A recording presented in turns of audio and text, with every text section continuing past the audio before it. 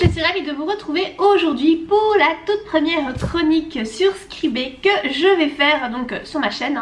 Les habitués de ma chaîne ont déjà pu regarder les vidéos chroniques Wattpad que je faisais il y a quelques temps, et donc maintenant j'ai décidé de reprendre ces chroniques là sur Scribd. Voilà, là je vais donc j'ai 5 histoires à chroniquer, je vais en faire une par vidéo pour pas que ce soit trop long. Quand je serai venue à bout de ces 5 histoires, je referai un appel à inscription sur ma page Facebook. Donc ne me laissez pas le lien de votre histoire en commentaire sous cette vidéo parce que je ne prends pas d'inscription pour le moment. Voilà, il faut vraiment attendre que les inscriptions soient ouvertes sur ma page Facebook auteur, donc c'est Morgan Tride. Et donc aujourd'hui je vais commencer par l'histoire de Jess 2000 qui s'intitule Avant de mourir je veux t'aimer. Il s'agit d'une histoire qui est terminée. Je vais commencer par vous lire le résumé. Même pas âgé de 18 ans, Rhys découvre qu'il ne lui reste qu'un an à vivre. Son frère Scott a beaucoup de mal à l'accepter et lui tourne même le dos. Mais il mettra ses sentiments de côté afin d'aider son frère à séduire leur voisine et amie Angel. Mais comment faire quand le temps joue contre soi? Comment vivre quand chaque minute est comptée? Alors plusieurs choses ne vont pas dans ce résumé. Enfin le résumé ça va, on comprend plus ou moins de quoi il parle. Mais il y a des petites erreurs de style. 2 de tes phrases commencent par un mais. Ça rend en fait ton résumé très lourd. Déjà commencer une phrase par un mais c'est pas une bonne idée, mais alors en plus dans un résumé qui fait que 5 lignes, ça ne va pas. Il faut vraiment éviter ça. Ensuite tu maîtrises pas bien les virgules parce que ici je vois la deuxième phrase. Son frère Scott a beaucoup de mal, tatatam. Donc tu mets son frère virgule, Scott a beaucoup de mal. Alors en fait le mot Scott doit être mis entre virgules. C'est Scott qui doit être voilà, isolé on va dire du reste du texte. Parce que le sujet de ta phrase c'est son frère. Scott c'est un élément qui vient donner des détails sur son frère. Mais donc c'est un élément qui doit se situer entre virgules. La façon dont tu l'as écrit là c'est pas correct. Pareil quand tu mets donc il mettra ses sentiments de côté afin d'aider son frère à séduire leur voisine et amie Angel. Après amie il faut une virgule. Voilà, entre amie et Angel il faut une virgule. Attention, il y a également une faute d'orthographe. Comment vivre quand chaque minute est comptée? Chaque tu n'as pas mis de S, en revanche tu as mis un S à minute. Donc là c'est pas logique et en fait il faut pas mettre de S non plus à minute. Ça doit se mettre au singulier. Donc je vais pas relever toutes les fautes d'orthographe dans le texte, mais ici comme c'est un résumé il faut vraiment faire très attention parce que c'est la première chose que le lecteur va voir en fait. Donc le résumé c'est hyper important, raison de plus pour qu'il n'y ait vraiment pas de fautes et pas d'erreur de style dans le résumé. Donc voilà, maintenant je vais commencer la lecture. Alors attention, je viens de commencer, donc je suis au chapitre 1 dans les premières phrases, il y a déjà quelque chose qui ne va pas. Attention aux répétitions, tu répètes le mot vivre 2 fois et tu mets également vie. Donc je te lis la phrase. 1 an, 365 jours, soit 8760 heures, c'est à peu près le temps qui me reste à vivre. Le temps que j'ai pour vivre une vie qui a à peine commencé. Donc il y a 2 fois le mot vivre et 1 fois le mot vie. Ce sont tous des mots qui... Enfin vivre c'est le même mot et vie ça ressemble très fort à vivre. Donc ça rend le texte lourd. Il faut absolument trouver des synonymes parce que là c'est... Voilà, ça va pas, ces répétitions ça va pas. Attention à l'utilisation de la conjugaison. Tu écris ton texte au passé, c'est pas un souci, mais il faut faire attention à bien maîtriser le passé simple et l'imparfait. Quand utiliser l'un et quand utiliser l'autre. Ici par exemple c'est pas bon. Tu écris comme d'habitude, il descendit les escaliers tout en finissant de mettre ses chaussures. Il passa une tête dans la cuisine, s'empara d'un pancake. Ok, ça c'est bon. Ensuite tu mets, ce dernier disparaissait aussitôt dans sa bouche. Ah non, c'est ce dernier disparut aussitôt dans sa bouche. Ça doit rester au passé simple. Ça ne peut pas être à l'imparfait. Pareil pour la phrase qui suit. Ma mère rouspéta. Il l'embrassa et je lui envoyai les clés de la voiture. Non. Et je lui envoyai les clés de la voiture. Tout doit être au passé simple et pas à l'imparfait. Voilà, ça ce sont quand même des grosses erreurs qu'il faut prendre en compte. Il faut revoir la concordance des temps, quand utiliser le passé simple, quand utiliser l'imparfait. Écrire au passé c'est pas facile hein. Il faut vraiment être sûr de maîtriser ça, de maîtriser la concordance des temps. Et là en tout cas de ce que je vois dans le début là c'est pas tip top. Voilà, donc si tu veux écrire ton texte au passé c'est pas un problème mais il va falloir réviser ça. Alors attention aussi, tu mélanges le présent et le passé. Là dans la phrase de dialogue, tu mets on sait, mais le seul à blâmer c'est l'idiot à côté de moi, lui répondis-je avec un sourire avant que le cours ne commence. Si tout ton texte est au passé, tu ne peux pas mettre avant que le cours ne commence, tu dois mettre avant que le cours ne commence ça. Encore ici, plus bas, tu mets donc à midi on se retrouvait tous les trois pour manger, se racontant tout et n'importe quoi. Mon frère essayait toujours de manger au moins une fois par semaine avec nous. Je sais qu'il y tient, malgré les nombreuses fois, blablabla. Non, c'est au passé, donc tu dois écrire je savais qu'il y tenait. Ton texte est au passé, donc tout doit se trouver au passé. Ici, le présent, c'est pas correct. Alors attention à tes sujets. Ici tu écris mais elle non plus ne pouvait cacher son inquiétude. Après de longues minutes à tenter de m'apaiser, de lui parler, les ambulanciers arrivèrent. Donc tu écris bien les ambulanciers arrivèrent, donc ils sont plusieurs. Phrase de dialogue, écartez-vous disent-ils, toujours au pluriel. Ensuite tu mets il prit son pouls, regardait la réaction de ses yeux. C'est au singulier. Donc ça ne va pas. Soit le il tu dois mettre l'infirmier ou le médecin ou l'ambulancier, mais là je te conseille pas parce que ça fait une répétition. Prit son pouls, l'ambulancier regarda, parce que c'est pas regardait, hein, l'imparfait est encore mauvais ici, il prit son pouls, il regarda la réaction de ses yeux. Si ton sujet avant c'était les ambulanciers, ta phrase ça doit être au pluriel. Tu vois, il y a un souci avec, il y a un souci de temps qui n'est pas correct et il y a un souci de sujet. Attention aux répétitions. Alors parfois on peut faire des répétitions pour donner un effet de style, mais ici ça fonctionne pas. Tu écris j'étais capable de parler, de dire quelque chose. Déjà à mon avis il y a une fausse, et j'étais incapable de parler, virgule, de dire quoi que ce soit, parce que quelque chose ça va pas ici. Je ne savais pas quoi faire à part les suivre dans l'ambulance. Je ne pouvais pas le laisser, je ne pouvais pas laisser mon jumeau dizygote seul. Ta répétition ici est lourde, voilà, ça ne va pas dans ta phrase, il faut retirer cette répétition.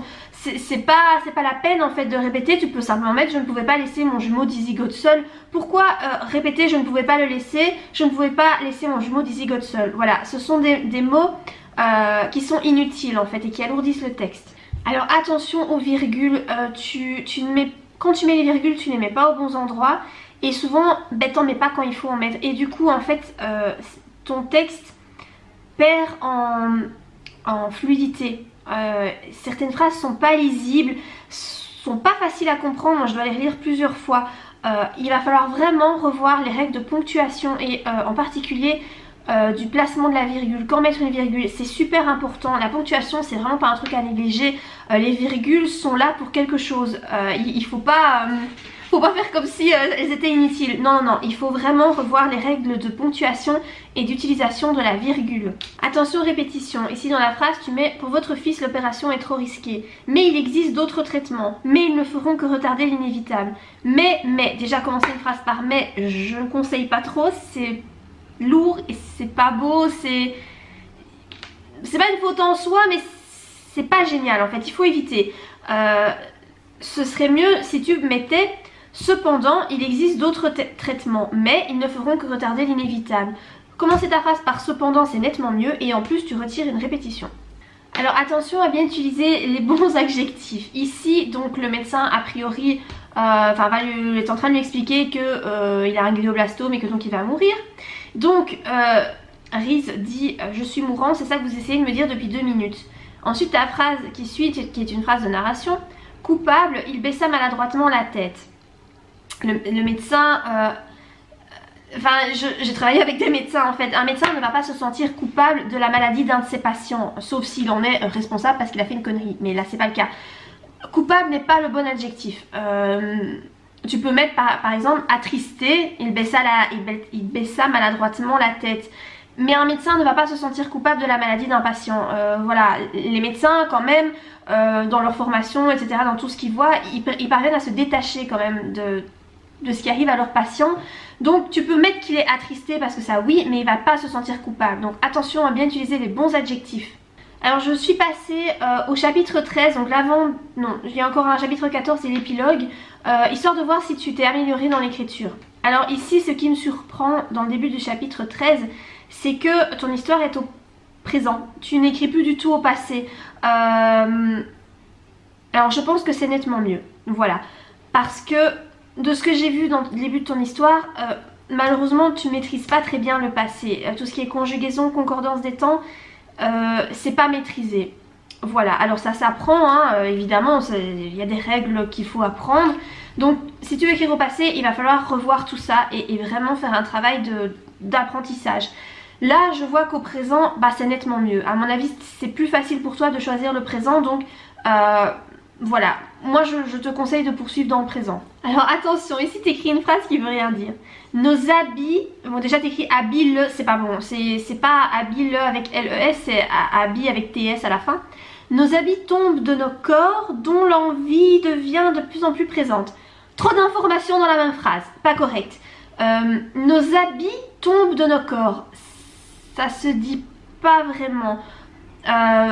Nous retirons nos habits ou nos corps. Moi je mettrais plutôt nous retirons nos habits parce que là des habits qui tombent de nos corps, c'est un peu bizarre. La formulation est pas bonne. Ensuite tu mets donc nos habits tombent de nos corps dont l'envie devient de plus en plus présente. Mais l'envie de quoi? L'envie des habits? L'envie du corps? C'est pas clair en fait. Il y a trop d'informations dans la phrase et elle est pas correcte de la façon dont elle est formulée. Il faut faire plus simple et plus... Il faut la présenter autrement. Attention encore une fois ici à la logique.